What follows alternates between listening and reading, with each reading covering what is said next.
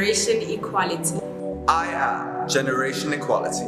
I am Generation Equality. I am Generation Equality. I am Generation Equality. I am Generation Equality. We are Generation Equality. We are Generation Equality. Alright, cool. Welcome back to the Peace Podcast. My name is Celeste, and I'm with my nearest and dearest co-host, Larry Cook. Hey, what's up, guys? Hope you guys good. And nice to see you. Yeah. Nice to see you, yeah. Episode 3, we made it. We did. Yeah. We really did make it. So yeah, today we're going to chop it up. We're going to figure out how to get back into one piece as a country. So we know that we just come off of Women's Month. We're still in it a little bit, but by the time you're watching this, probably we've already made it into the next month.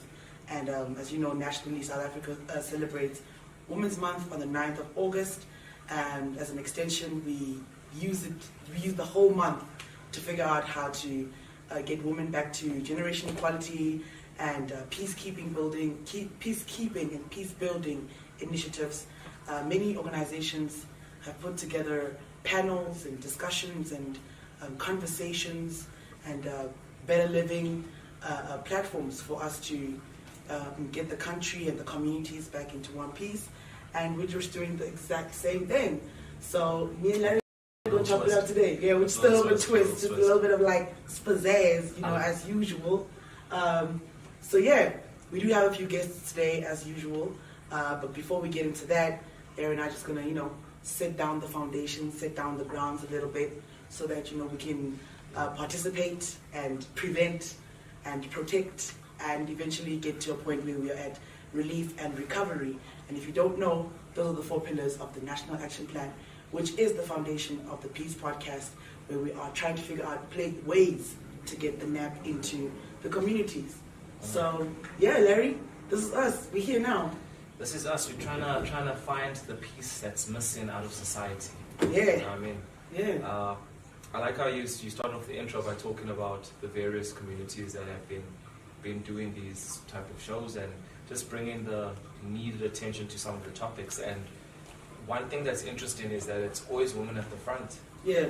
You know what I mean? Whenever it comes to peace building, whenever it comes to community building, whenever it comes to social issues that really are impactful from an economical point of view, from a social, mental, from a very wide dynamic point of view, and women are at the stairs of that. Yet you find that that's not reciprocated in the boardrooms, perhaps. Yeah, this is very true. But it's very interesting, and I think this is a topic that does need the attention. I think how we address it has been okay. I think we've made progress, but I don't think this is sustainable for us to get to where we want to go. We really want to reach that equality, that equilibrium, where you say, this is not an issue that the next generation, like you said, the next generation should come and fight in. Yeah, this is very true. But I think even though we are making small strides, we're still on the way to becoming a peaceful country, maybe just a little bit, even in our spaces. Yeah. I know this month, myself and you, we were on platforms like we're speaking to the councillor of the country, and we had some conversations. And even though it was a women's platform, Larry was there as well, and I think being able to participate in certain things where we already know that when everybody thinks about Women's Month, we already automatically think, no, this is a woman's topic, or this is a woman's field, or something that I think maybe we need to start breaking some barriers.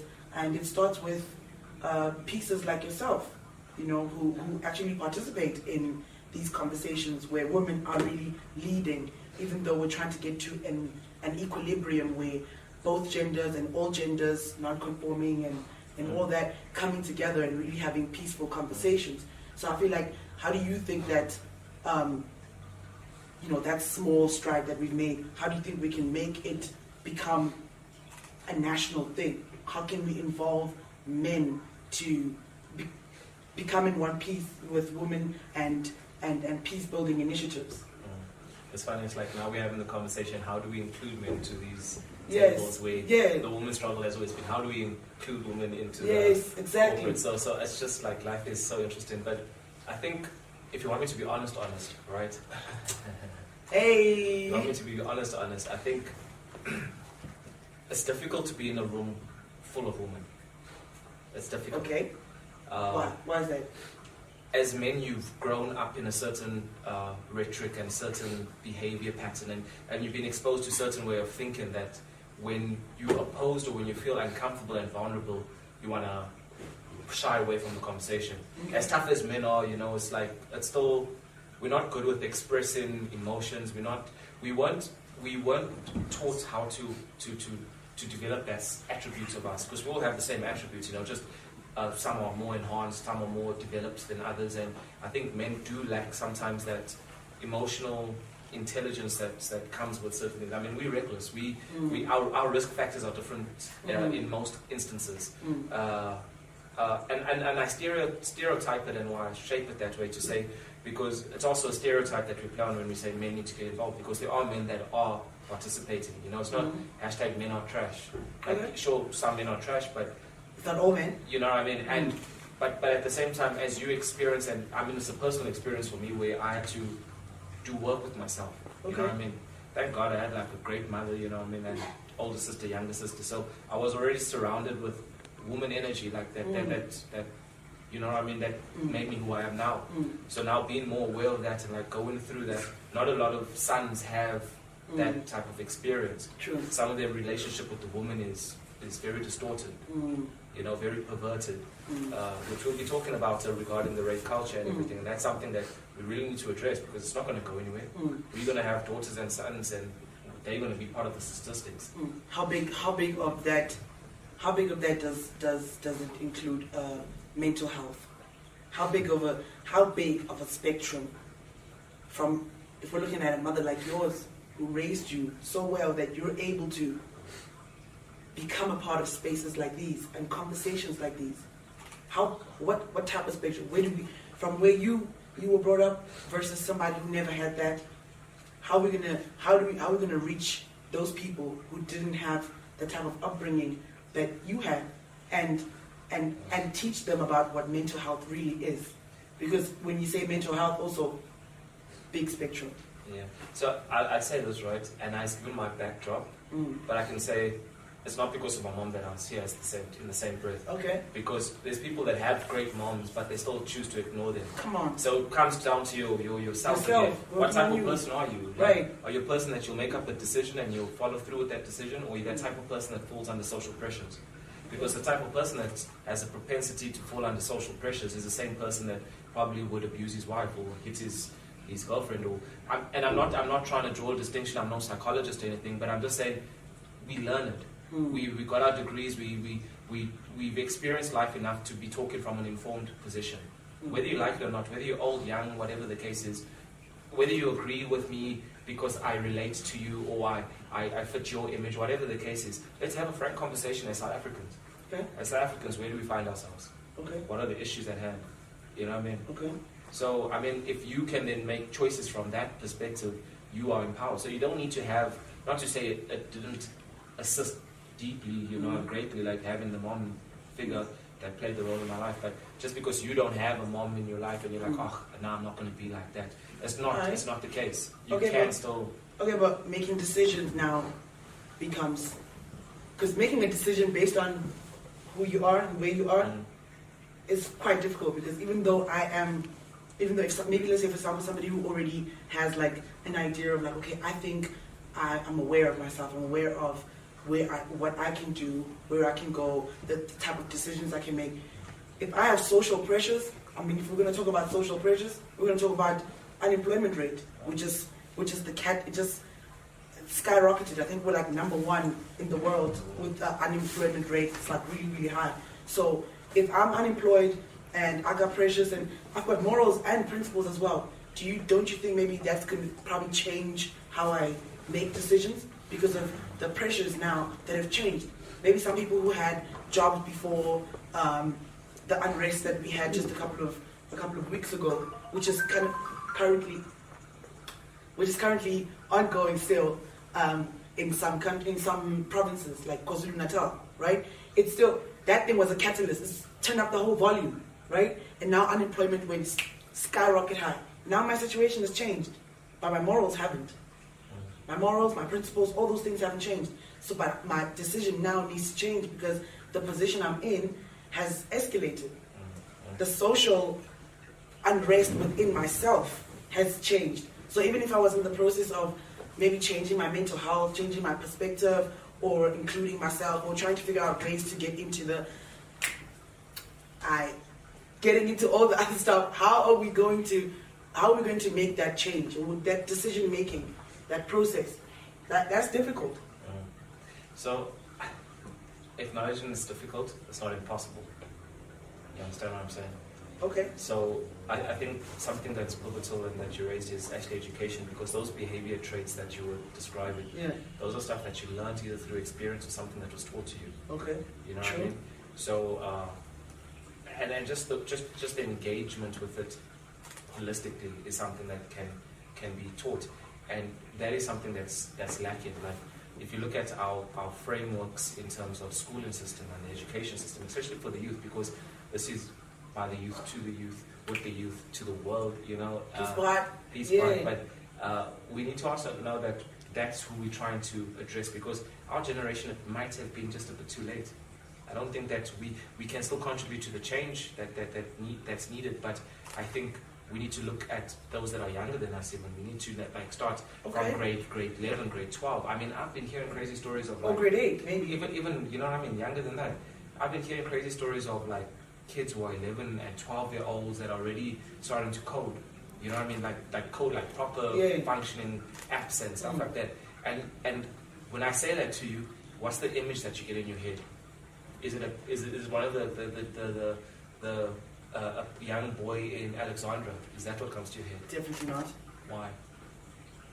Because chances are, with what we know, in South Africa, they can put beautiful schools and beautiful laptops and Wi-Fi's and everything on there.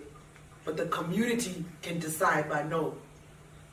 We're going to break into those schools and we're going to take all the laptops, we're going to take all the things, and they don't think about, okay, we're going to be able to use this, kids can use this. They don't think about that stuff. That's that decision-making thing, right? And then, so that also makes the people who are trying to make the change think about that whole thing. They're like, okay, maybe we shouldn't put in laptops into that school because they're going to get lost anyway. They're going to steal them. So those things they're real things. Okay.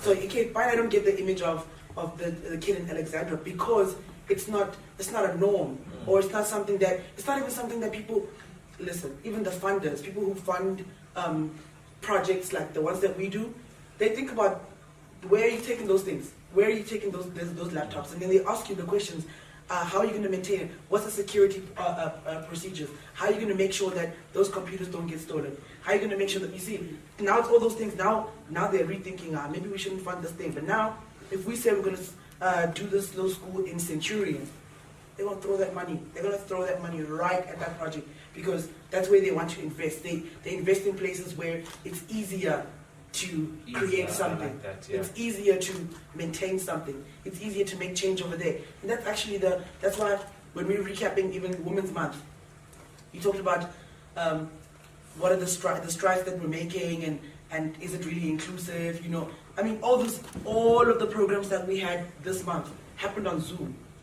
How many people that needed to hear that do you think can get to Zoom? Or even understood it. Or even the flyers that we make, like, oh, Zoom, let's get on Zoom, we're doing this. How many people you think are going to open it, register, get onto Zoom, download Zoom, and before even all these things, data. Before everything, it's data. Reality. Yeah, it's a reality. So yes, when I think about the 11-year-old that's coding right now, I'm thinking about Centurion kids. I'm thinking about Santon kids. I'm thinking about Midrand kids. I'm not thinking Alex. So let's balance perceptions, because I think sometimes when you, or at least what I've discovered, right, we're always faced with a story, and a story is normally has principles and it has facts. Right. Let's go a little deeper here. Okay, let's go. So if we look at what is a fact, or if we look at what a principle is, right? Right. Is that you will always have good and you always have bad. Bad, right? Okay. Right? Mm-hmm. So the people that would steal in those communities, right, those would probably be about 10 people if you're looking at a scale of say maybe 1,000 or 100. Okay. Let's say 100, right? Let's be reasonable. So it's you're still looking at what about the 90? Okay. And then you still have to ask the question, why did the 10 steal? What situation they steal? Because they're not like they steal things such as phones and laptops to someone resell. To resell, just to get money, just so they can get money to put food. Not that I'm condoning theft and criminalities in any shape and form. Right. Right. But what I'm saying is there's a bigger problem that society needs to address. You understand what I'm saying? There's too many triggers. All we're going to be doing is chasing after triggers. How do we make this stop working? How do we fix this? How do we correct this? When we can see what the issue is here? Okay. It's equality. It's equality, and I don't say it loosely in terms of saying, okay, just generational equality. I'm saying that Equality is a where spectrum. how you distribute equality is what the issue is. Because you have a generation that comes before us that had nothing. They had nothing. They had to fight for what we have, that we can enjoy so freely. They had to fight. But they weren't taught on how to consume that responsibility. Okay. You understand? To a lot of them it was new. So that kind of evoked rationalization around greed. Because then they started corruption, looting, and all of the stuff. You know, corporate looting, not even exactly. You know what I mean? Right. So if you understand that system that wasn't designed by us was given to a generation that wasn't best equipped to deal with that type of system. Not saying that they couldn't, but they weren't best equipped. Let's put facts with facts. Okay. You understand? It's not our system. I can't give you this mic and say, so let's please take it open and fix it. Okay. You probably could try but I mean, it's not your mic, you know what I mean? It's Right. like, so those are the realities you face with. So, I mean, I'm not to say that the kid in Alex now shouldn't be deprived of opportunities just because of those environmental situations. We need to say, let's take that challenge on. Let's see how we can solve for those kids. Because those kids, let's rather construct their energies, if those that have committed the crime, let's reconstruct their energies to something constructive. And redirect something to construct something more constructive. Okay, so that's why the PeacePod exists. Yes. Because we want to reach out to people that have different perspectives, right? And those perspectives are not necessarily peace building, and they're not necessarily peacekeeping. So we say, okay, here's the podcast, right? We want people to come on over here. Let's have a conversation about what are some of the things that how can we get to those people so that we can help them change their mind. So changing someone's mind is it's a difficult thing to do. It's not easy to do that, right? So now we're saying, okay, if the people before us, or if the generations before us didn't have anything at all, there is something that they did have definitely, and that's why we're here. That's why we're here. Because there's no way that we can get here without something happening. And something happened. And whatever it is that happened over there, and I can say, I think that whatever the generation that came before us had, right, they didn't have what we have right now, right? But now, how can we use what they've got and what we have and put it together so that we can bridge the gap? I hear you. Yeah. But I think that will be our views. I think it's good to maybe hear some of your views. I think reach out to us, and that's why we have this platform. I think we're going to have an engaging conversation with panelists now, who will also be sharing their views and telling us some of their insights on the plethora of things we've discussed. But nonetheless, this is PeacePod. Casual conversations. Why don't you guys try it some... Cut. Larry! Man! Wow. All right. It was okay. gonna sound All right, cool.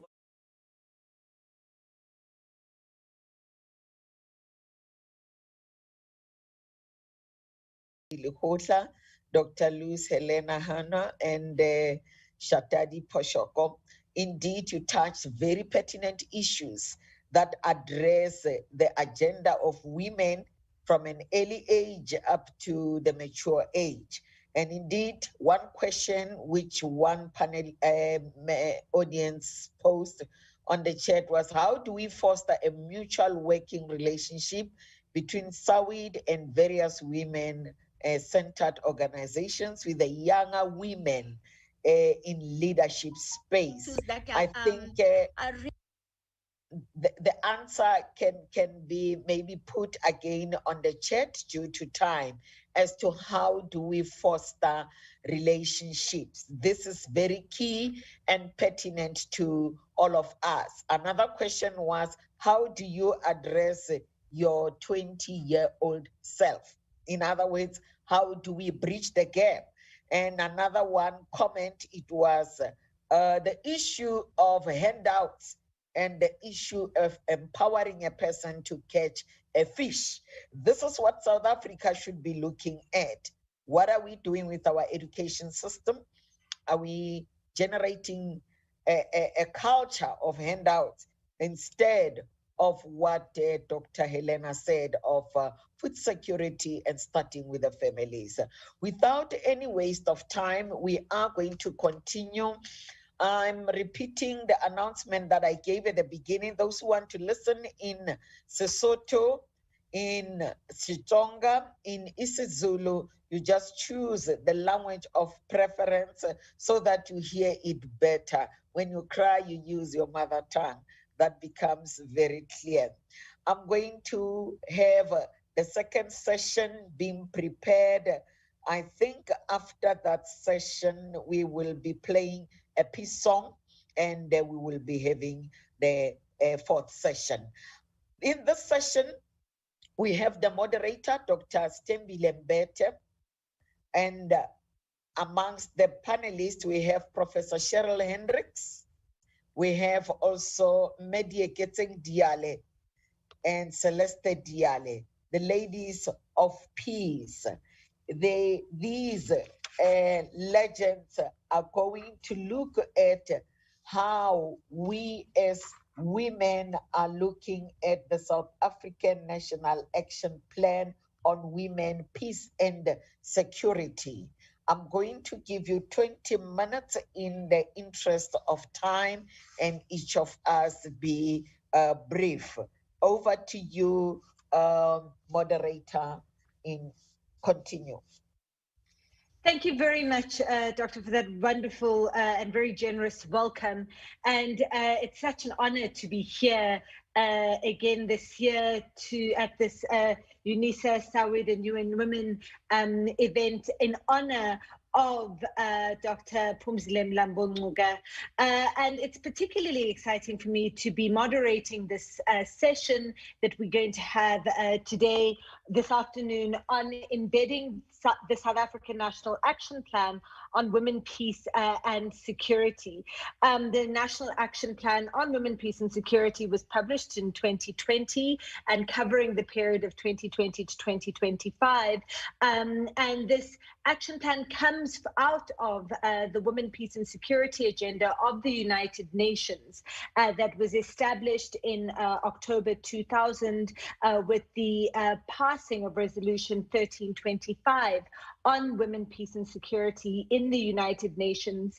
South Africa has been a country that has supported and advocated for the Women, Peace and Security agenda over the past 20 years, culminating indeed last year while we were during our third elected term in the UN Security Council in October of 2020, where we sponsored a resolution 2493 to commemorate and to celebrate the 20th anniversary of Resolution 1325. And it's an honor to have today to speak on this Professor Cheryl Hendricks, who has a PhD in Government and International Relations from the University of South Carolina. She's an expert in human security and has considerable experience in conflict analysis, post-conflict reconstruction, and governance, democracy, and development. She facilitated and drafted the strategy on gender-based violence in conflict and post-conflict countries, and a framework for mainstreaming gender into the SADC organ for the SADC gender unit, and the SADC organ on peace and security. We also have joining us Ms. Dieketseng Diale and Ms. Celeste Diale from the Ladies of Peace Foundation, who lead the Peace and Security and Humanitarians Action Compact as part of the Generation Equality Forum in South Africa. So Prof. Hendricks, I'm going to hand over to you first to give us your perspective on the National Action Plan. Thank you, Sitembile. I want to share my screen. Good afternoon, everybody. Really good to be here with you. Happy Women's Month. I'm hoping I can get to sharing the screen, otherwise I will simply speak. As Sitembile indicated, we've been asked to speak about the South African National Action Plan. Many of you are very familiar with the National Action Plan by now. Some of you not. I'm going to go very briefly through this particular National Action Plan. It's the product of many women and some men from different walks of life and organizations over the span of 11 years. But I think that to achieve the successful implementation of this plan that we struggled so long for, over a decade, we require the same kind of cooperation and collaboration from all sectors, government, security, civil society, academia, private sector, and the international community.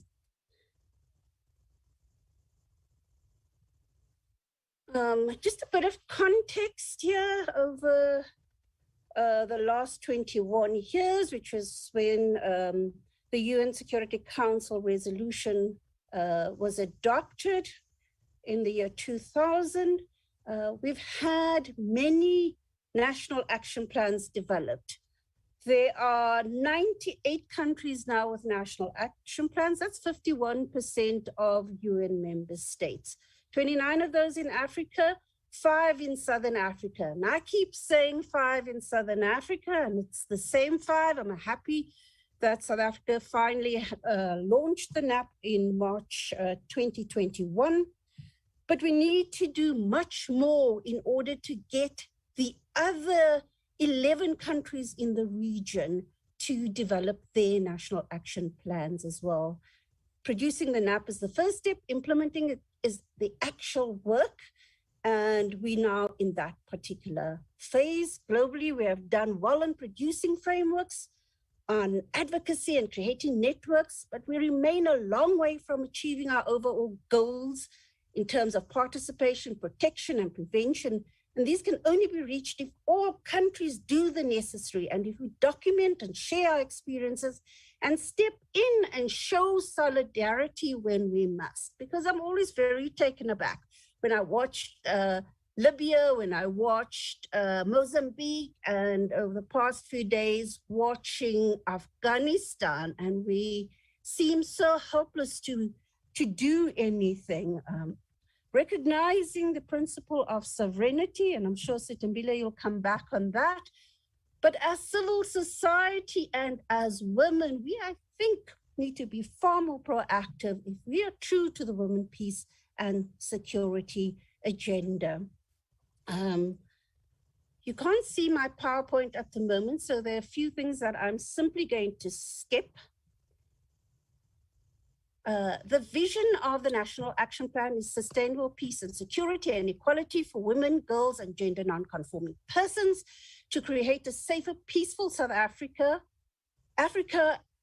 and world for women, girls, and gender non-conforming persons, enable meaningful participation of women in peace processes, and prioritize their needs and experiences and agency in all conflict and non-conflict contexts.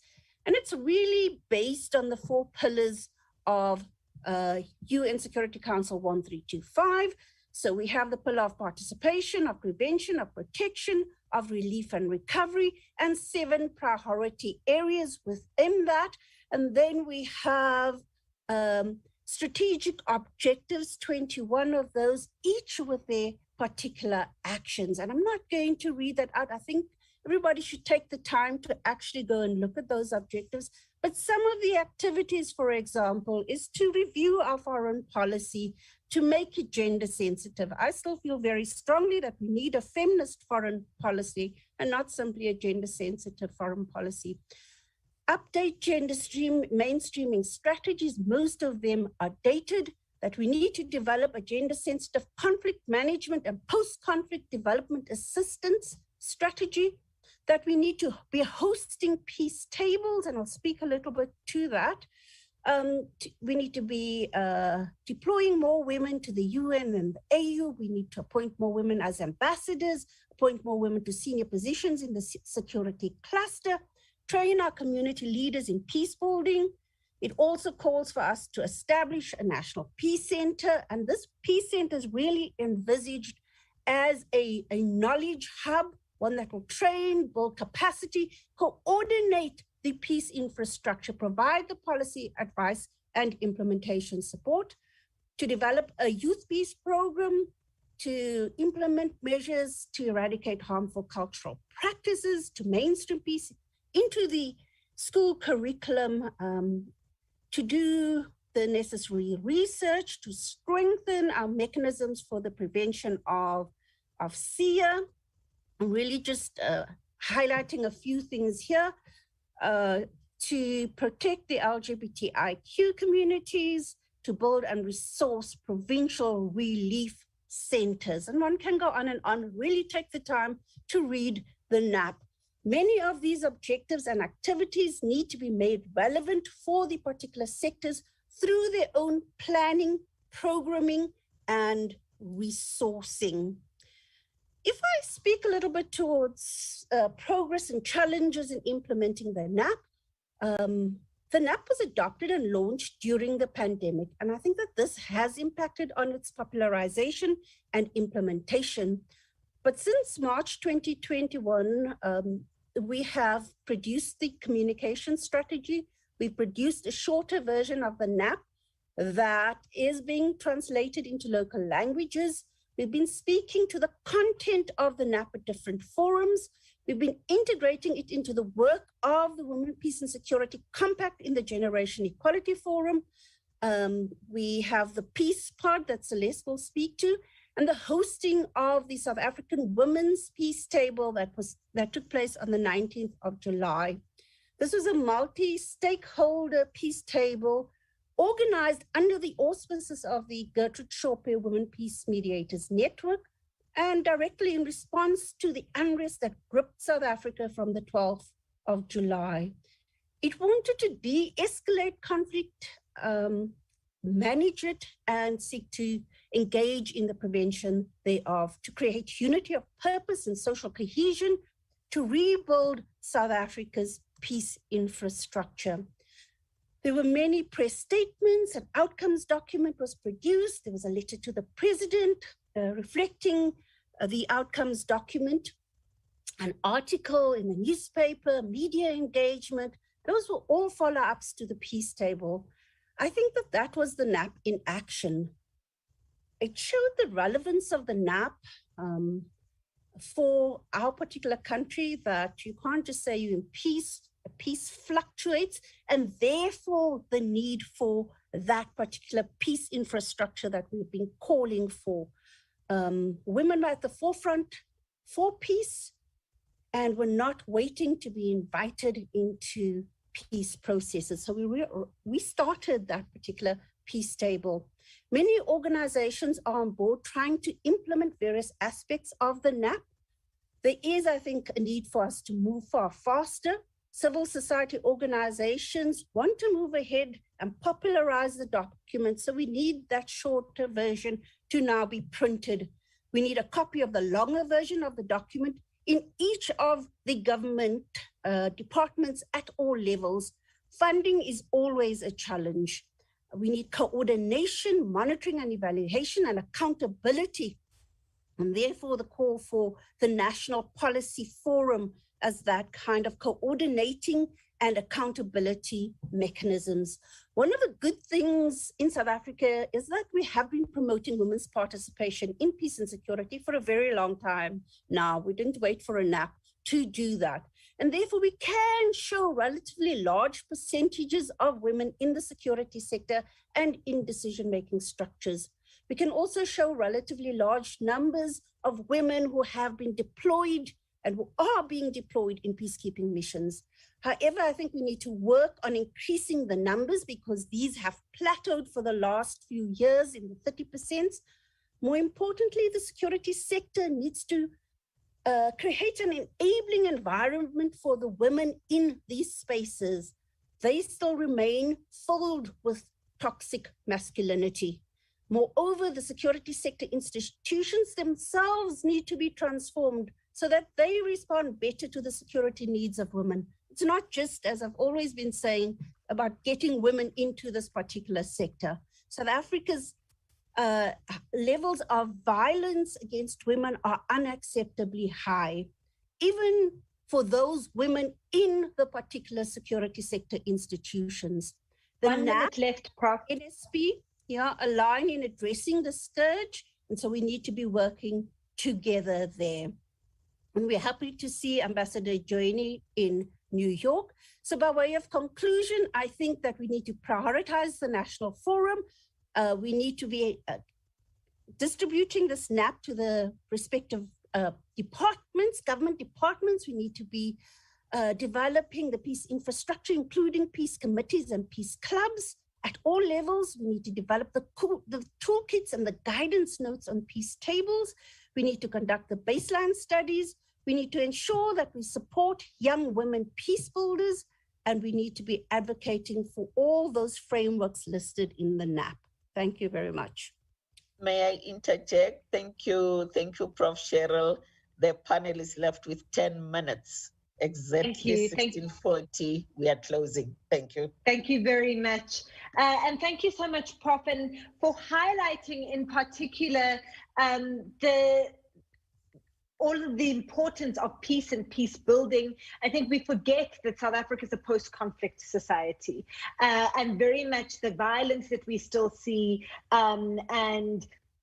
and the tensions that we still see as a society is because we are in a continuous process of building peace. And so with that being said, I'd like to turn to, I'm not sure who's going to start, Celeste or Dirk-Etsing to speak about your work with Generation Equality. Okay, thank you so much, Tembile, and good afternoon, good evening to everyone around the world. I say peace be with you all, and standing on the existing protocols, particularly greeting our great giant, Mama Phumzile Mlambo-Ngcuka. And we are so proud of her work at the Ladies of Peace, especially in trying to implement the very national action plan that Prof is talking about on women, peace and security. And we believe that this can only be a reality when, innovations such as the Generation Equality Forum that Ma'am Mlambo-Ngcuka, spearheaded and managed to raise about 40 million US dollars to try and accelerate the Generation Equality plan. So we are so grateful for that, and we are taking that with pride, and we're saying, as we continue with our work of, empowering children, women and families, it is not enough, Stembile. It is not enough because women are always concerned with coming up with better and innovative and impactful, interventions.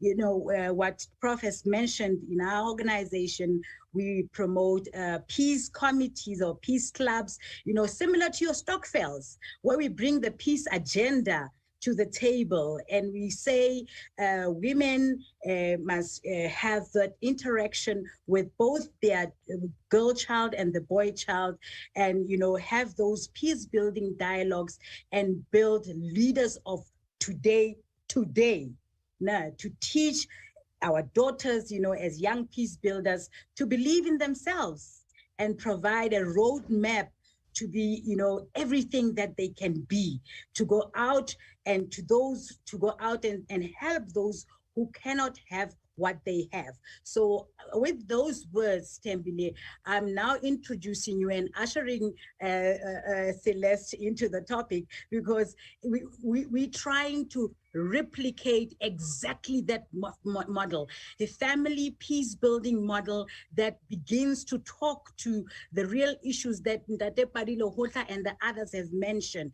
There is no way that as a country, we can be, our peace index can be so low that, we're not proud of ourselves with the kind of good work that we have done as a country, which now gets watered down by all these ails that we are having, which we believe most of them are, influenced by, our mental status. So we encourage these things. And throughout the pandemic, when it happened, we established what we called a peace corner, which is a family online chat room that, touches right to the grassroots level, for women to air out and voice out their issues, and by way of connecting them with, institutions like the traditional houses in their locality. And the leaders there also become part of the conversation of peace building.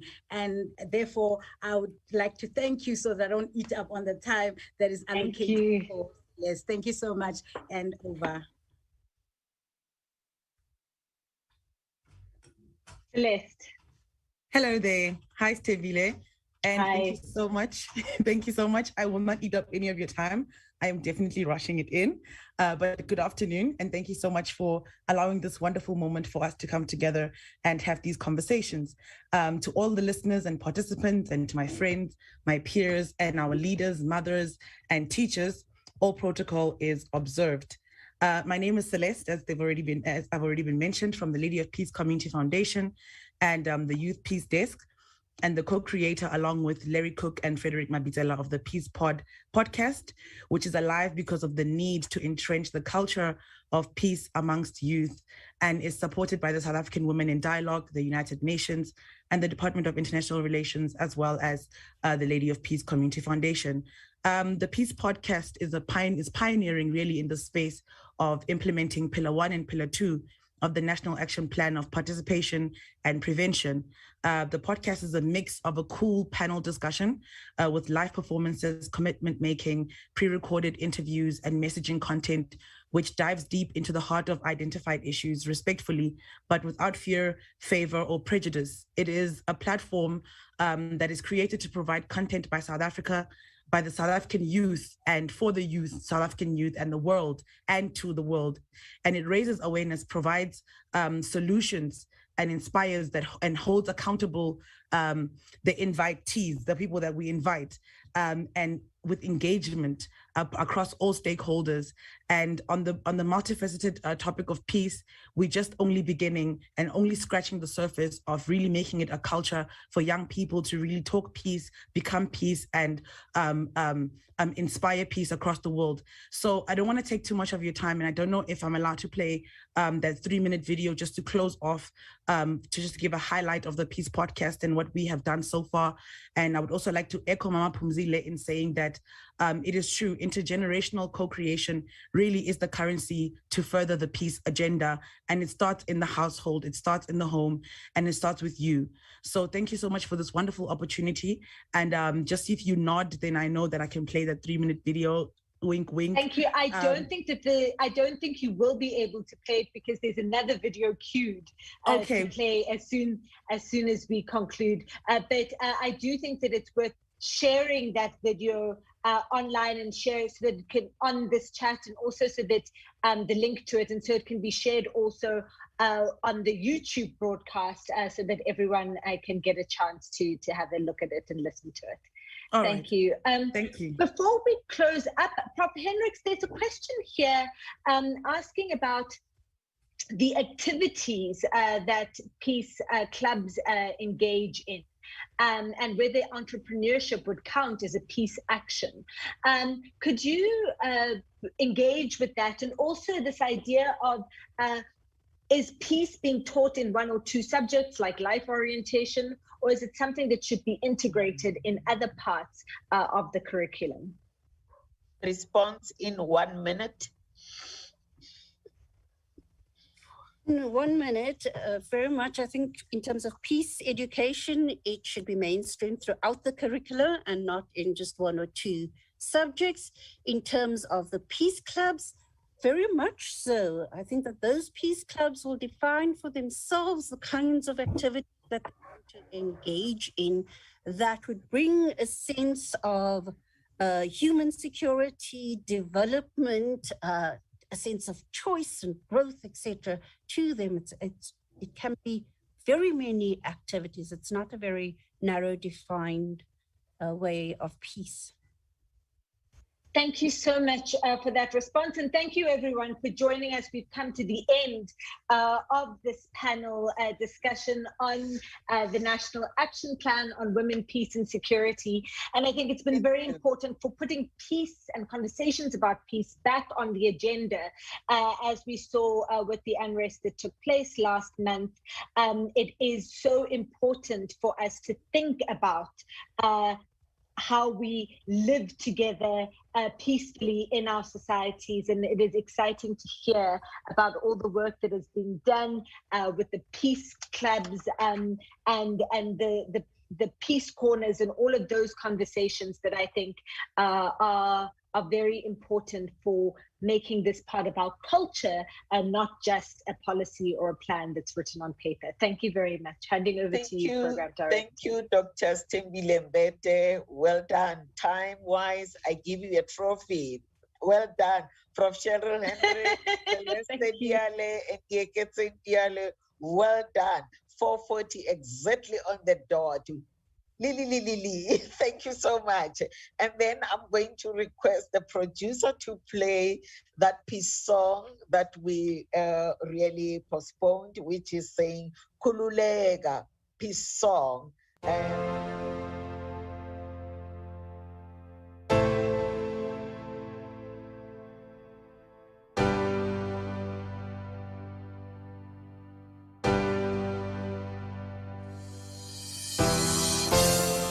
There's a time and a place when the world will be safe. If there's no peace, our love is gone. When there is peace, our world is strong.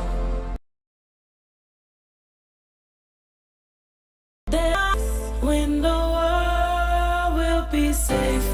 If there's no peace, our love is gone. When there is peace, our world is strong. Kululera, kululera, kululera, kululera, kululera, kululera, kululera, kululera. Watinta bafazi, watintimbogoto. Watinta bafazi, watitimbogoto.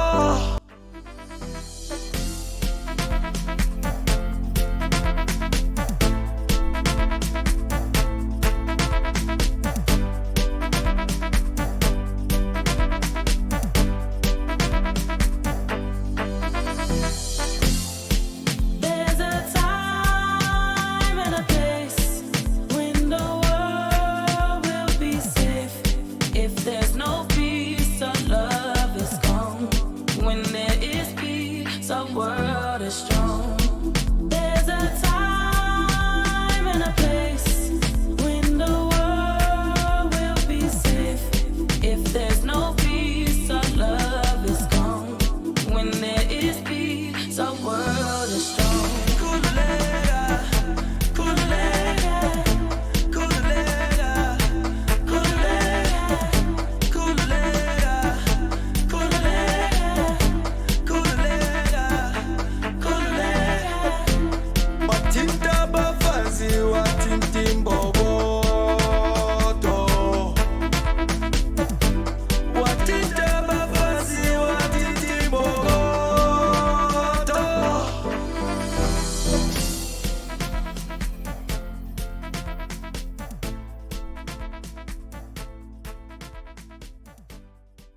All right, cool. Welcome back to the Peace Podcast. And Larry and I obviously just have chopped it up. We've laid it down.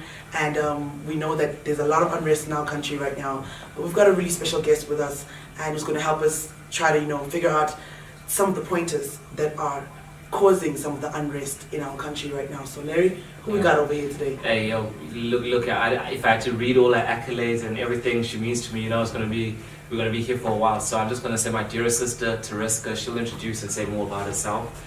But I think the topic that you're talking about, like from a mental health perspective, she's going to like break it down for us. Like, okay. I don't want to give away, but I'm just saying, you guys need to be just ears open. Just ears open. Ears open. So, Tariska, over to you. When you are a woman in South Africa, you think thrice before going to the park by yourself, especially using the public toilets. You wonder, will I get raped? When you are a woman in South Africa, you consider carefully what to wear. If your skirt is too short or your cleavage too loud, you know you are asking to be raped. When you are a woman in South Africa and you have to walk past a group of men being men, you ask yourself, should I greet them politely or just look straight ahead? Either way, you might get raped. When you are a mother in South Africa, you always dissect the men who teach your daughter, drive her to school, greet her, her cousins and uncles, the pastor and friendly neighbor, her father. You always worry, could they, or will they, or have they raped her? When you are a woman in South Africa, in your home, on the street, in the classroom, in the taxi, at the mall, in church, in your marriage, rape is always, always with you. My name is Tariska Maisont. I am a writer and poet, and I am really honored and blessed to be here. And thank you for allowing me to share this poem. Tariska. I'll let everyone else absorb it. But you know what, Tariska? That poem was really powerful, but also it really took me back to something so relatable, because as a woman, honestly, you're pretty much just telling my whole story, really. And I know we went deep like super fast, but that's really what it is. That's the reality of being a woman in South Africa and living as a young person in South Africa, and potentially being someone's wife one day, or potentially being someone's sister or auntie or whatever. But whatever it is, it's still so relatable, and I felt it really deep. And welcome to the show, welcome to the space, welcome to the platform, and thank you so much for filling the space with so much positivity, even though we're highlighting a negative area or a negative topic in our society and in our communities. And I do want to definitely give you a proper introduction so everybody knows exactly who we are talking to.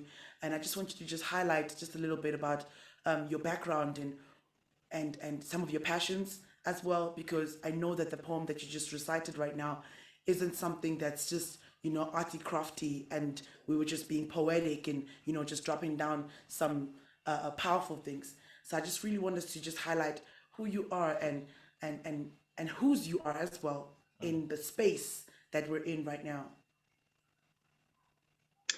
I am a woman in South Africa. I write for television. I'm a scriptwriter. I'm a poet. I'm a playwright. And I'm a mother. And having been a single mother, I am living abuse of a different kind. And I just wanted to speak into this poem. I went to the park last week. I love to walk, especially in nature. But every time before I go, I have to check. I have to pray about it. I have to make sure, is there enough visibility? It's a lot being a woman in South Africa. And And the worst part is when you need the bathrooms. Normally, I try to avoid that. But last weekend, I was there and I realized, I need to go. Before I actually, as I'm walking, first of all, you have to approach the security guard, right? You first have to check out the security guard. Is he going to lead you to some dodgy little place? This is what goes on in women's minds all the time, right? I'm speaking from a perspective. I am fortunate that I haven't been raped, but but it is still with me. So you approach the bathroom, you have to check, is there security? When you get into the stall, is there a lock? If there isn't a lock, you have to make sure you hold your hand against the door. These are all the things that men do not know that we go through.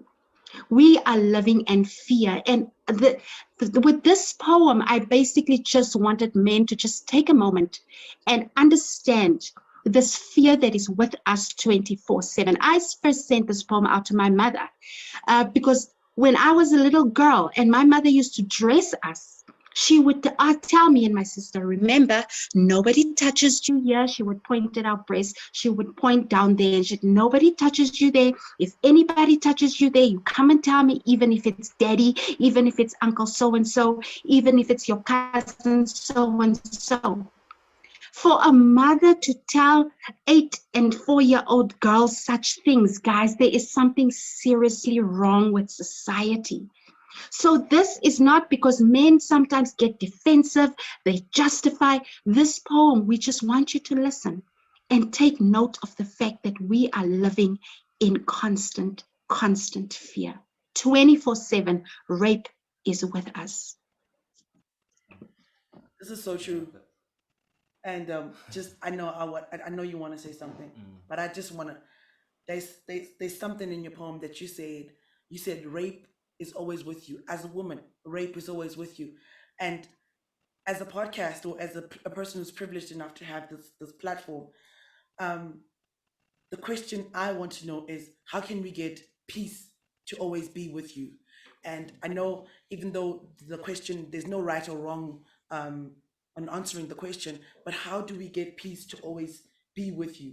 How can we get dads to sit down with their boys and the same way your mother and my mother dressed us and said, listen, the boys, no one must touch you here, no one must touch you there. How can we get fathers and men to contribute, even especially during a month like this, to contribute into saying, sit down with your son and say, don't touch anyone here, don't touch anyone there. How about that? What would happen if fathers participated the same way the mothers did in the daughter's life on a day-to-day, from getting dressed to coming back and saying, are you okay?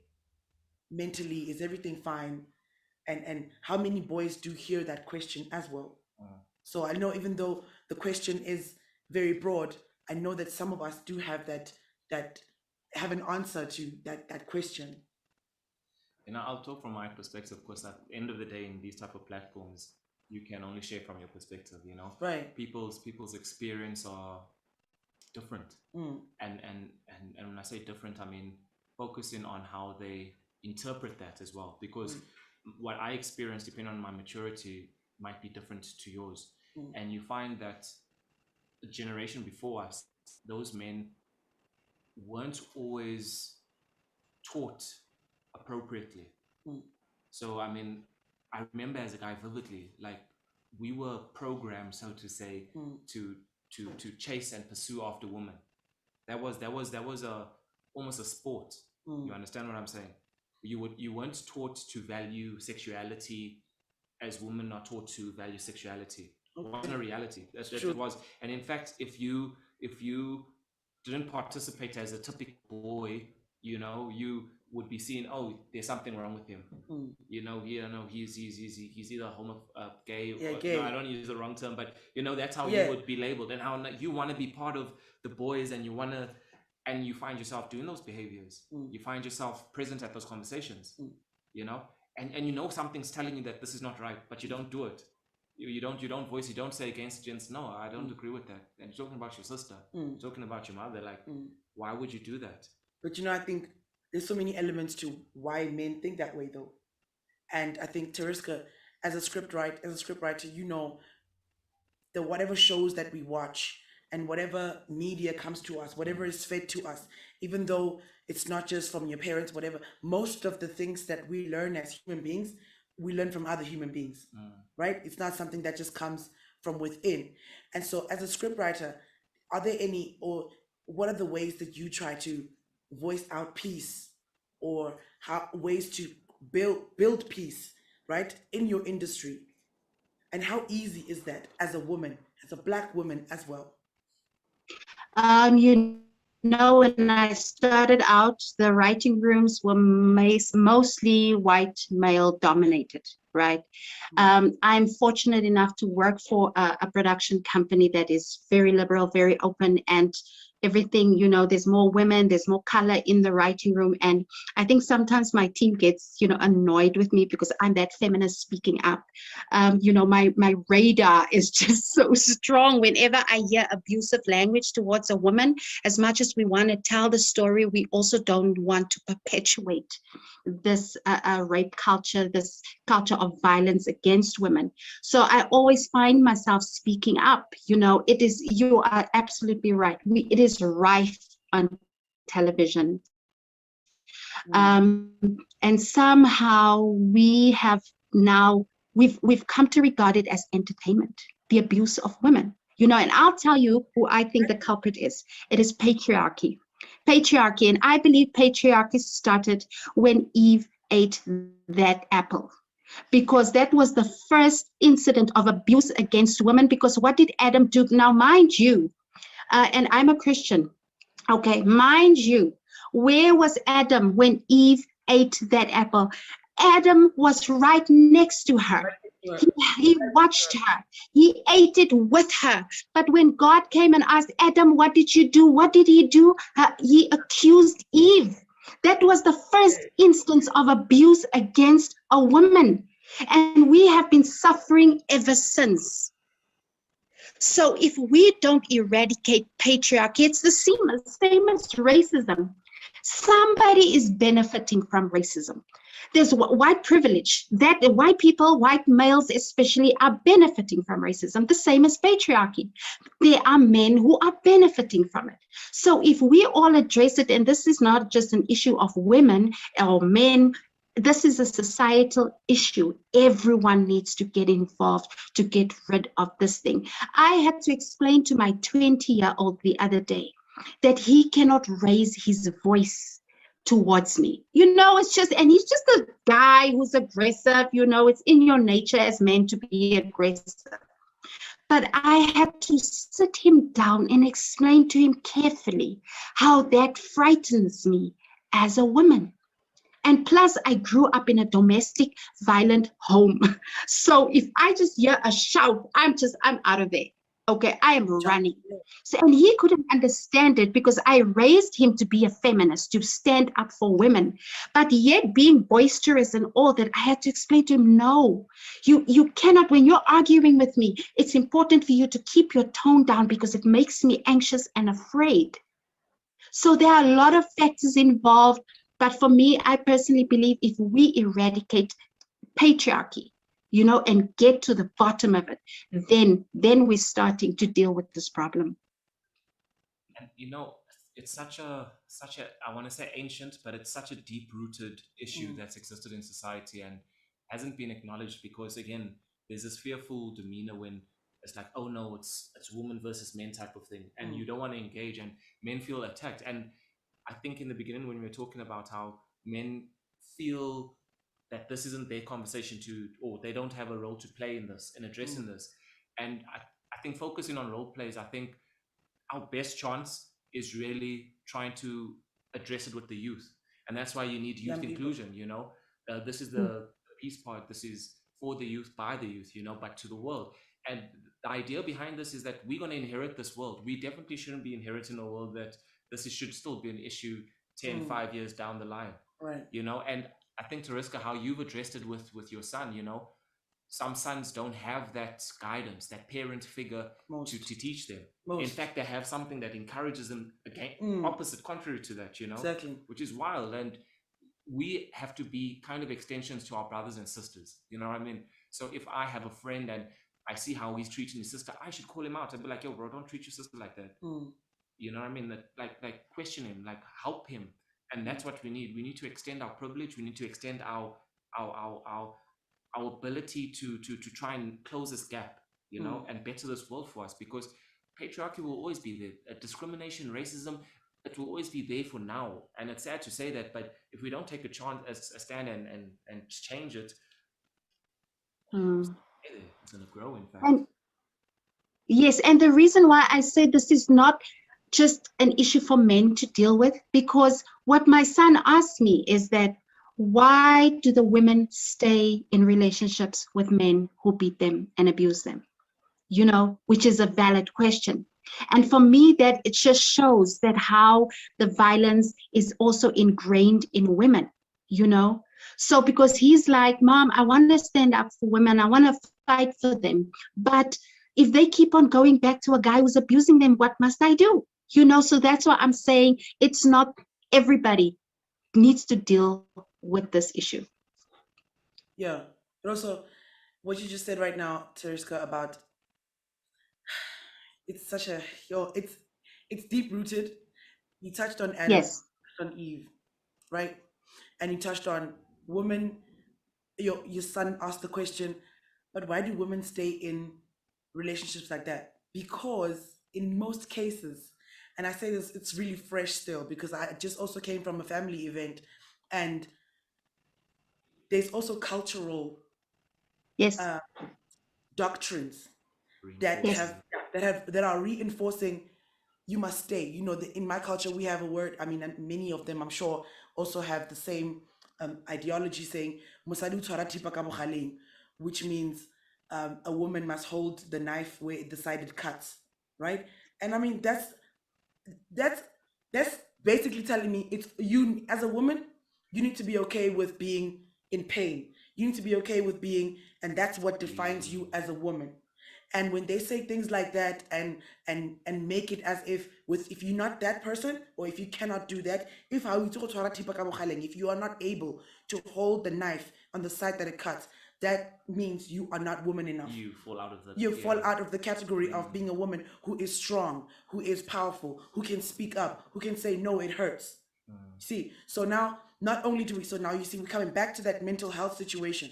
I cannot leave a space if I'm not ready to leave a space. And I cannot be ready to leave a space if I'm not ready to realize with my real eyes that I'm in a situation right now, right? Be able to say, no, how can I get out of this situation if my mother taught me to stay?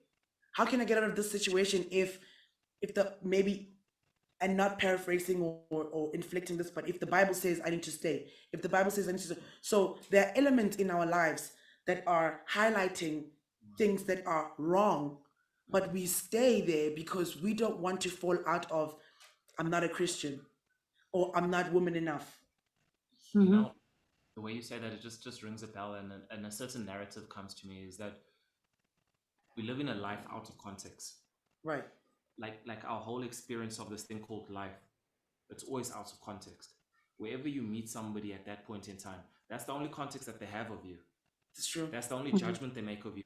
So as a boy child that walks past and sees a woman that just has a pretty dress, immediately he puts in that context and says, short skirt, ooh, lust, boom, lust, whatever the case, right? But only in that context. He doesn't consider, oh, this is a daughter, this is a sister, this is someone's child, this is a doctor, whatever. You know, they take it out of context, and that's why I say all our experiences in life, from your work experience, from the way you treat money to the way you treat animals, you know, just absolutely everything. Those things are taken out of context. And if you really want to make a society that's closer, you need to teach them that ability to see context.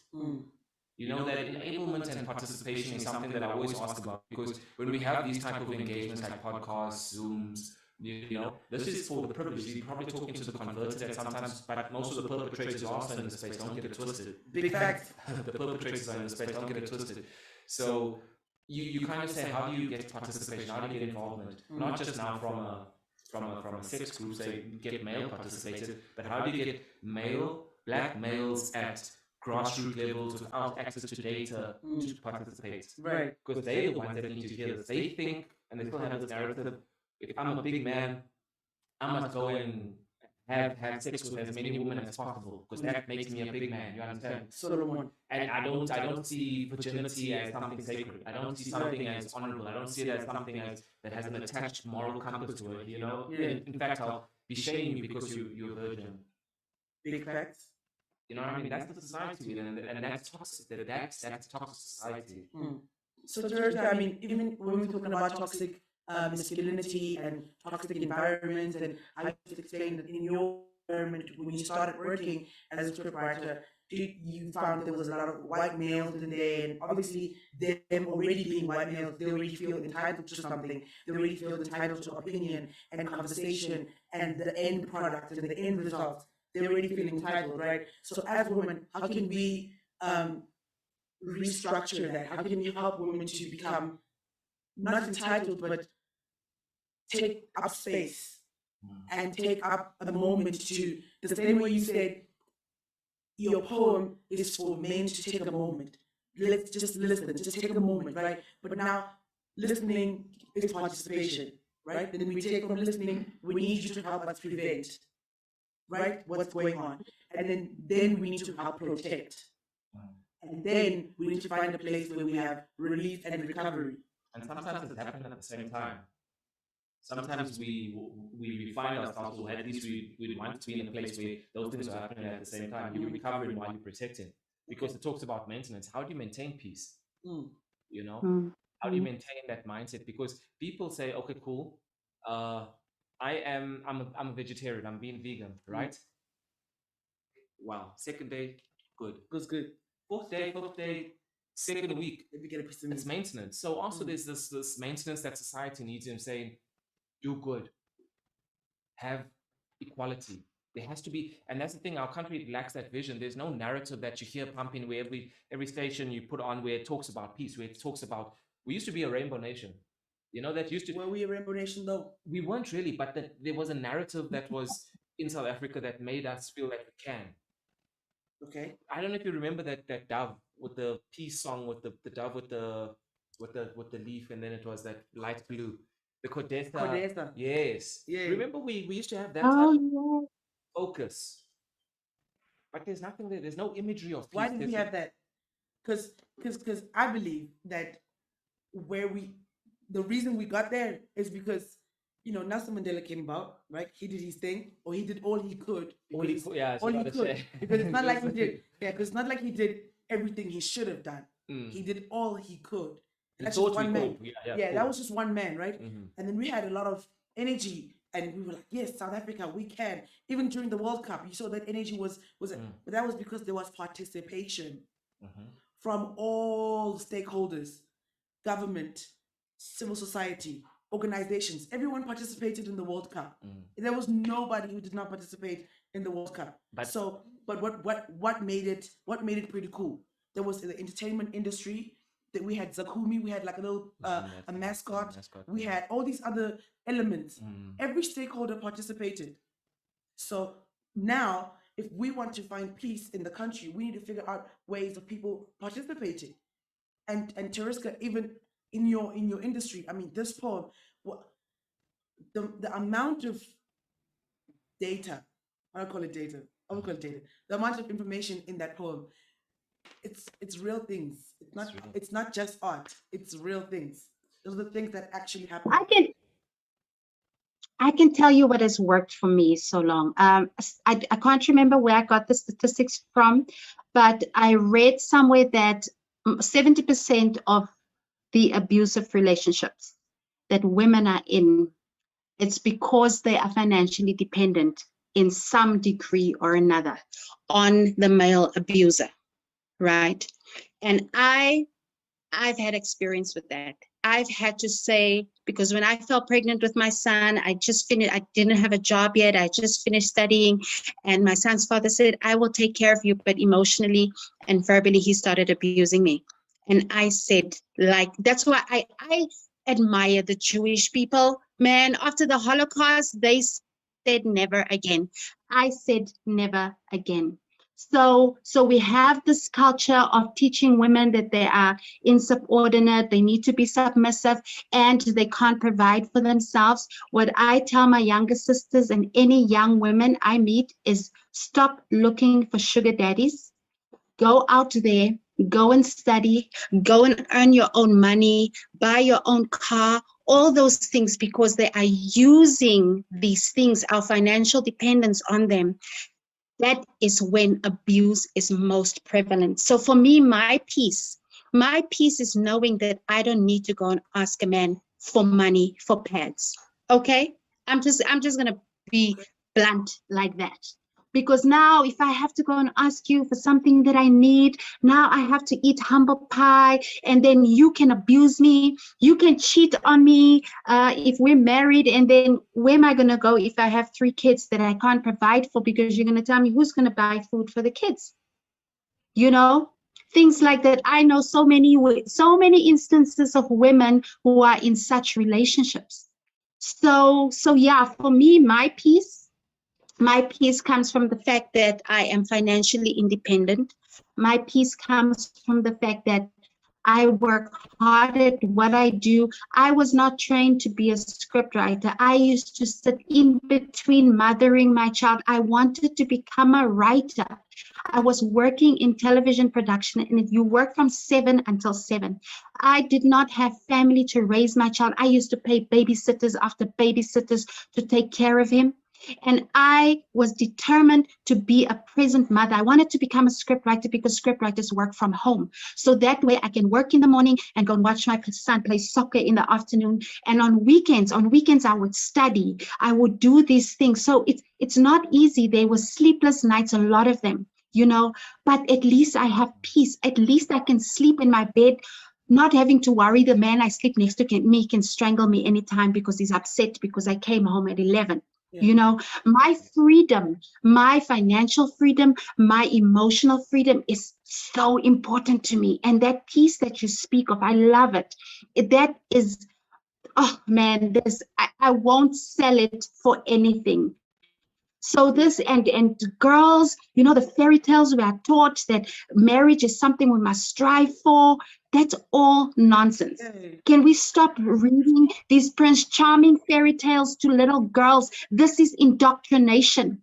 Please, I'm going to start writing children's stories for black and brown little girls and teach them to be financially independent. By the age of 5, they should know about the Reserve Bank. They should know about gross and net income. They should know these things. Stop dressing us in pink little frills and telling us we are princesses. No, my niece is a Wakanda warrior. She's not a flippin' princess, because princesses are weak and they can't think for themselves. No, we need to raise little warrior girls. Stop with the indoctrination. Yeah, thank you so much, Teresa, because I'm going to put you on a hot seat just a little bit in closing. Okay. Because I want us to touch on that, right? We're saying, girls, get your own money, be independent, because they use these things, right, to abuse us. Let me put you on a hot seat. The statistics are saying Pumzile Mlambo, who's coming back from her tenure in the United Nations woman, she's coming back home, and in one of her interviews, she said 68%. I might be wrong, but we can come back onto those numbers. But most of women in the world, they use most of their money on someone else, because women have that thing, right, of being nurturing, and I want to help over there and help over there. We use our money if I get money immediately, even myself, I know this firsthand. I'm sure you know this firsthand too. We help my mom's friends, this one, that one. We help everywhere, right? So in reality, it's cool that we want to get money. Let's get your own stuff, get your own. But how are we going to strive there if we have so many things to take care of? There's this little picture of how women get to. It's a little meme, right? It's a caricature cartoons. There's men on the side, and then there's females on the side. It's like a track, like they're running, right? Like when they're doing 100 meters, and they've got all the men this side and all the women this side, and we're all running the same race. However, in front of the woman, there's the washing line, they've got the pots, the cooking things, Yes. and they've got all these. It's like hurdles. It's like we're doing hurdles, and on the side of the men, they literally have nothing. It's just they're just gonna. They've got nothing else to do. So in reality, how am I gonna get to? I'm independent. I'm gonna get my own car. I'm gonna get my own when I've got so many other things to take care of. I'm putting you on the hot seat now. I'm asking you. Yes, That your piece is saying I'm gonna get my own. How am I gonna get there if I've got so many things to take care of? once again, and I come from that. I come from them. I had to tell family members and everybody, listen, because it comes back to the principle of the oxygen mask in the plane, right? Oh If the yeah. plane hits turbulence and is about to go down, you have to save yourself first. You can't put the mask on somebody else. You're going to die. So, as women, because this is how we have been brainwashed, we have been brainwashed to take care of everybody else except ourselves. That is part of the culture and traditions you spoke about earlier. We need to stop that. We need to take care of ourselves first. This is why we are being abused, because we're taking care of Mang Mang, and those very people that we are providing for come back and they abuse us. So I'm sorry, I'm selfish now, which is not a bad thing, because I respect myself and I have learned to set boundaries for myself. So if there are young girls, yes, we can help each other. Now, when I need help, I go to other women. I have a lot of older women who are friends with me now. When I need a shoulder to cry on, I go to other women to help me. Yes, I first need to feed myself and educate myself before I can educate and feed somebody else. Unfortunately, it might sound selfish, but we have been brainwashed to not take care of ourselves. And this is why we are hurting. This is why we are being abused and we are dying emotionally, psychologically, physically. We are busy dying because we're taking care of everybody else but ourselves. And yet men can do that. Men can take their salary and not even pay maintenance for their 12 children. And then it's not frowned upon. When I used to go to maintenance court, the very women, the court officials would tell me, you should be grateful you're getting something every 6 months. You're getting 1,000 rand every. Women told me that, not the men. The women told me that. Like what like So, oxygen mask. Oxygen mask. mask. That in closing, oxygen mask. Right Yeah. there. I think we need to just realign our vision, because if you want participation, you need to all hop onto the same vision, and that's what's the issue. We lack in that vision, so we're gonna unpack that and see how do we do that. Because you're talking about financial inclusion, you know, because currently you have a system that's discriminated from women participating in finance. Now, how do you balance it out? So we need that vision back. So Yeah. join us just now. We'll be back. Know the deal. You know the deal. Thank you so much, Teriska, for joining us. And if there's anything that we took from this, because we're a podcast of commitment and action making and definitely result driven. So from this conversation, the oxygen mask is definitely something that we are going to help implement Yeah. and start entrenching the oxygen mask culture. Thank you so much, Teriska.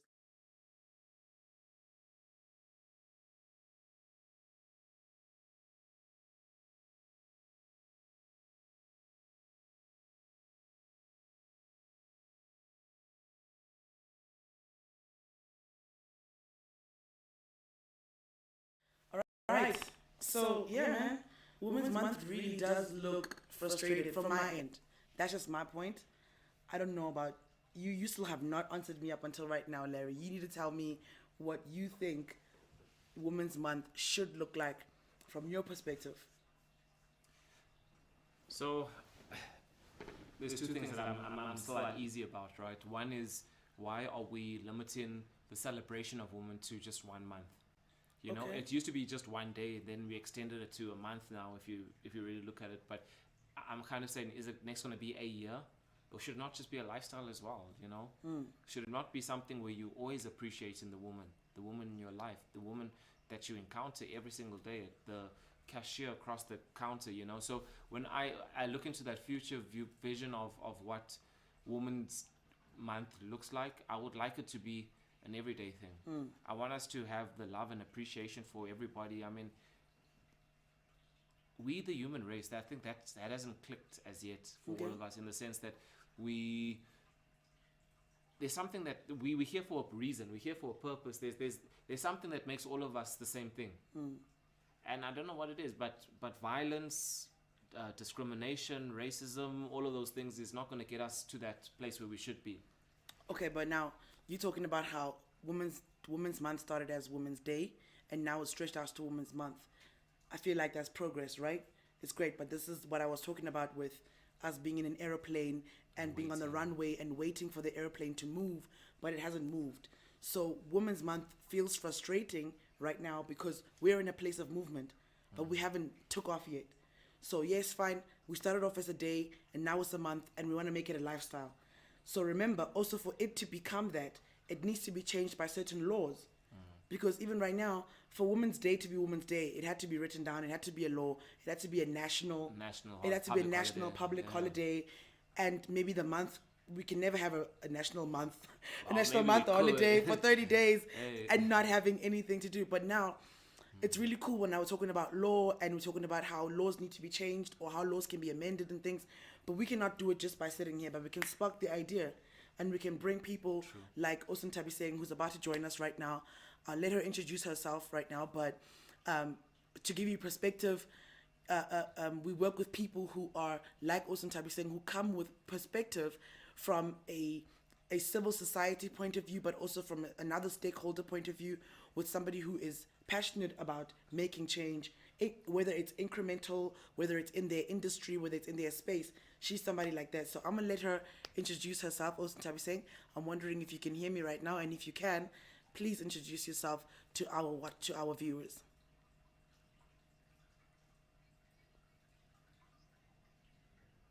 Thank you so much for inviting me to your show. Yeah, it is so that I'm very passionate about this. Yes, I am Ntabiseng Nomashubi Kwinana, and I practice from my own account at a firm called Mtimkulu Kwinana Attorneys.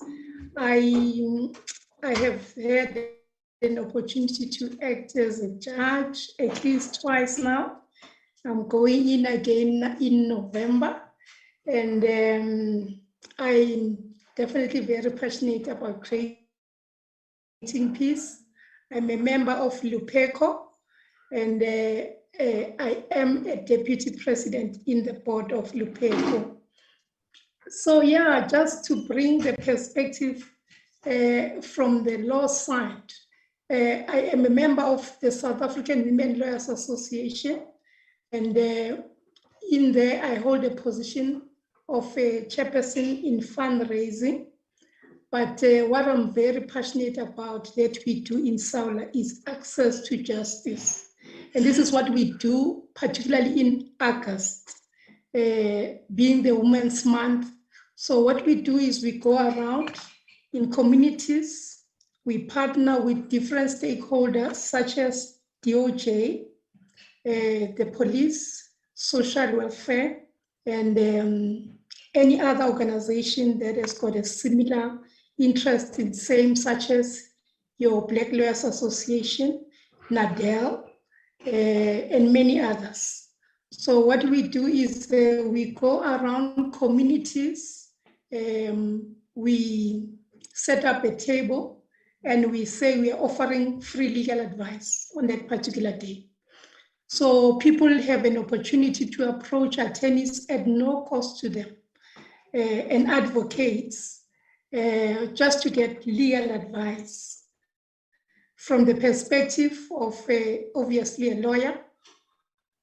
And also we are able to refer them to the police in the event.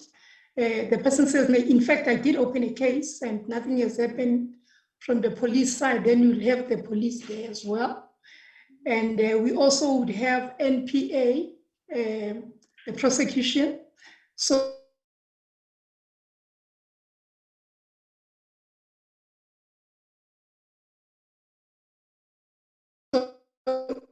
if the person also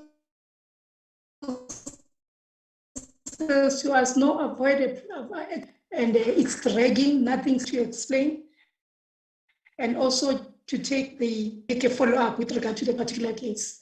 And of course, if there are people who need counseling, then we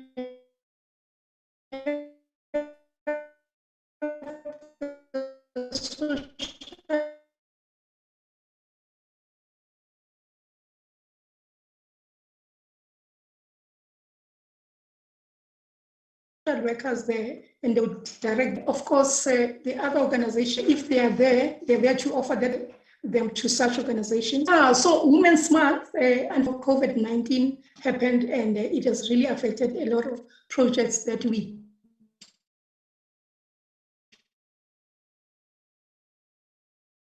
do around this time.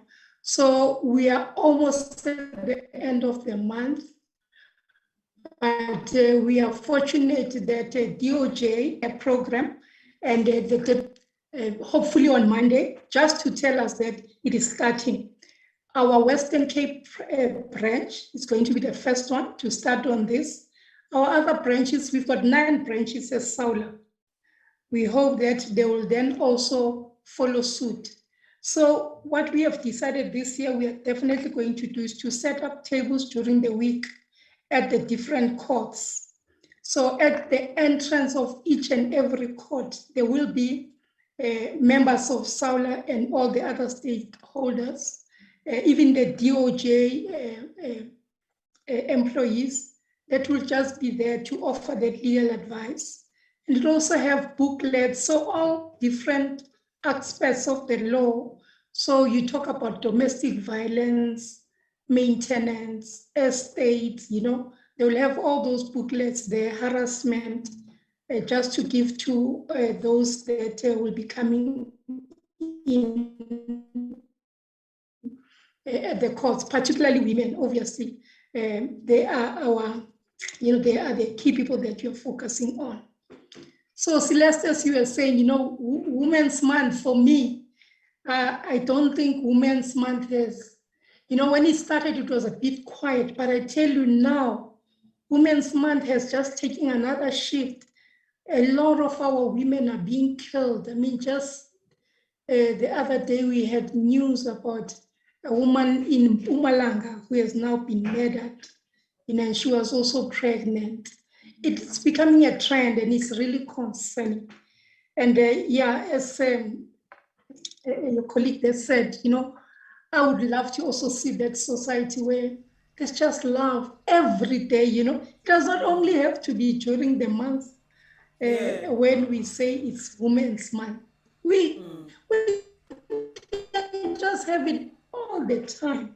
Maybe if we could, we can have that mind shift to say, just love each other all the time. Why wait only during Women's Month to even talk about women's rights?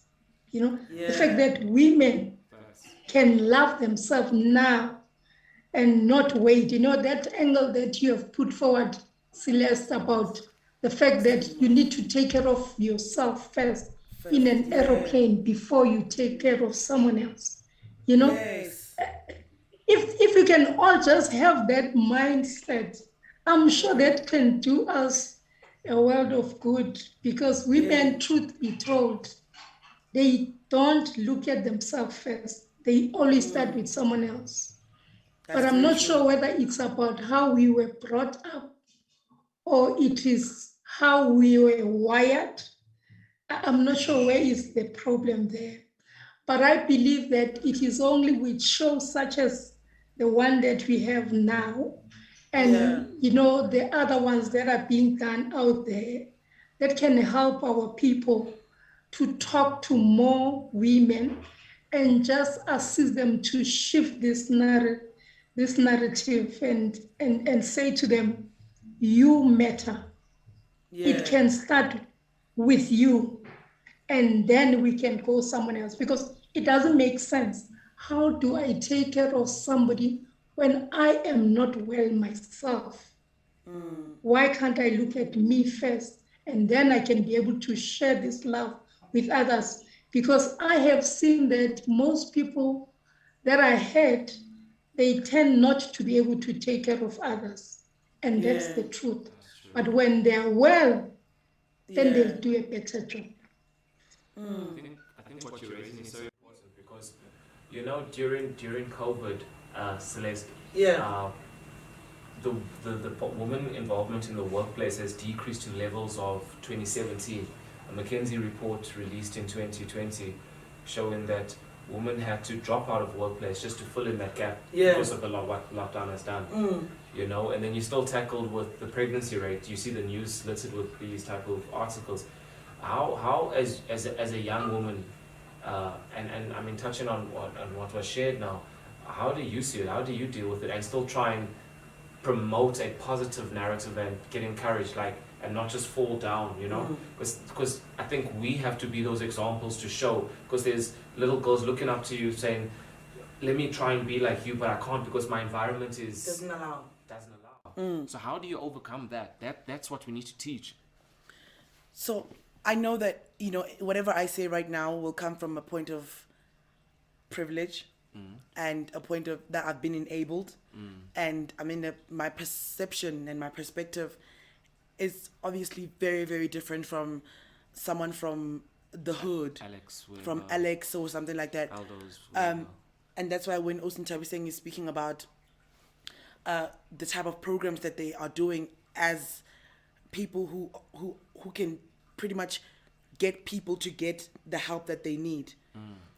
What I want to know from just asking that question is, even if I want to be an example, the person who's taking a step after me or looking at me and saying, I want to be like that, I want to do this, I want to do that, the environment that they've been in, if we can profile that environment and we can profile that behavior and profile that person or whatever, I feel like we can find ways to augment some of the issues so that we're not just looking at it from one point of perspective and say, okay, here's a newspaper and a lady has been killed or has been murdered from KwaZulu-Natal or Nelspruit or whatever. By a husband. What if the newspaper would tell us a background story even more, really get deep into understand, so that everyone who is reading is pretty much reading the exact same thing. If I was to read on the newspaper, because of, let's say you've profiled the person now, right? You've profiled the person who has now passed on, or the person who has killed, maybe you found them or whatever it is. If you profile them and you understand their background and what's going on, it'll be easy for us to tackle some of the issues. Because you'll know when you're reading the newspaper and we're all reading the same message.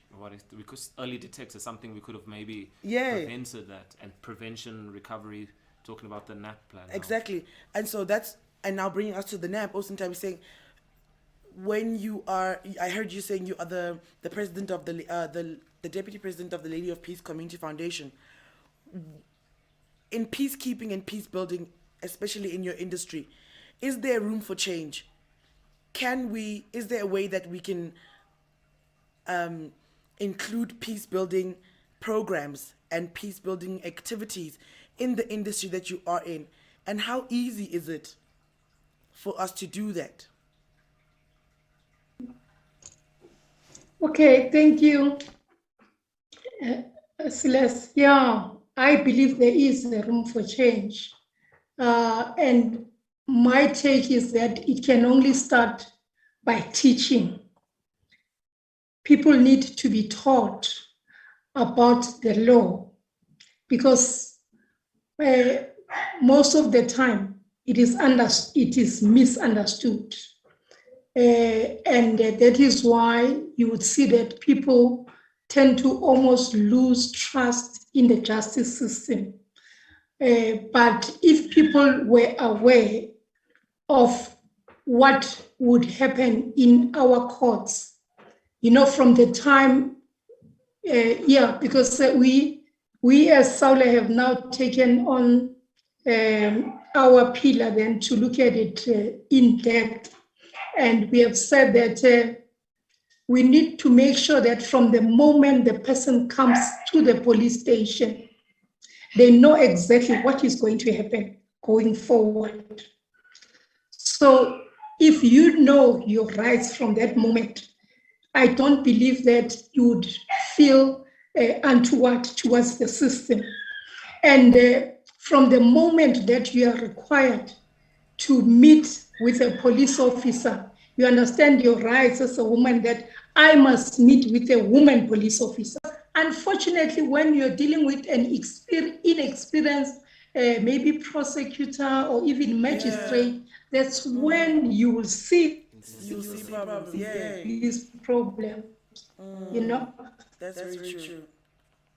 yes, yes. So what we do is the training, you know, and of course, in that way, Celeste, for us, that's when we are ensuring that peace at all times prevail, because we all understand that I am there only in my capacity, it's my professional capacity, and I'm not there whether to belittle you or to undermine you, but I'm going to be doing my job. The only thing is I'm going to do it to the best of my ability as a legal practitioner, and you also as a judicial officer, you will do the same and ensure that justice is carried out. So remember, as legal practitioners, we still expected to make sure that the truth is told.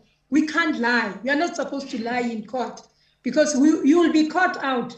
You will be caught out. Remember, if you put your client in the box, he will simply say, no, but my child is the one who said I should say this. Exactly, you know? Because obviously he does not think like you.